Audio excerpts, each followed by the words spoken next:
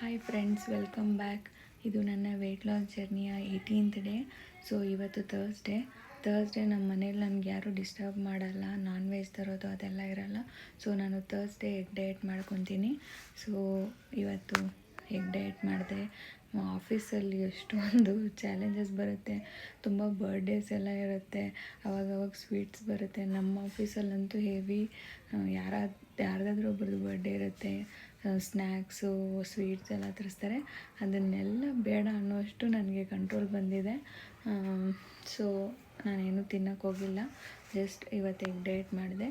ಮತ್ತು ನನ್ನ ಕೈಲಿ ಎಕ್ಸಸೈಸ್ ಆ್ಯಡ್ ಮಾಡೋಕ್ಕಾಗ್ತಿಲ್ಲ, ಜಸ್ಟ್ ವಾಕಿಂಗಲ್ಲೇ ವೆಯ್ಟ್ ಲಾಸ್ ಮಾಡ್ತಿದ್ದೀನಿ. ಬಟ್ ಆ್ಯಡ್ ಮಾಡ್ತೀನಿ, ಇನ್ನೊಂದು 5 ಕಿಲೋ ರೆಡ್ಯೂಸ್ ಆದಮೇಲೆ ಎಕ್ಸಸೈಸ್ ಆ್ಯಡ್ ಮಾಡ್ತೀನಿ. ಆವಾಗ ಬಾಡಿ ಸ್ವಲ್ಪ ವೆಯ್ಟ್ ಕಡಿಮೆ ಆಗಿ ಲೈಟಾಗಿ ಫೀಲ್ ಆಗ್ತಿರೋದಲ್ಲ, ಸೊ ಆವಾಗ ಆ್ಯಡ್ ಮಾಡೋಣ ಅಂತ. ಏನು ಹರಿಬರಿ ಇಲ್ಲ, ವಾಕಿಂಗಲ್ಲೇ ಸ್ವಲ್ಪ ರೆಡ್ಯೂಸ್ ಮಾಡಿಕೊಂಡು ಆಮೇಲೆ ಮಾಡೋಣ.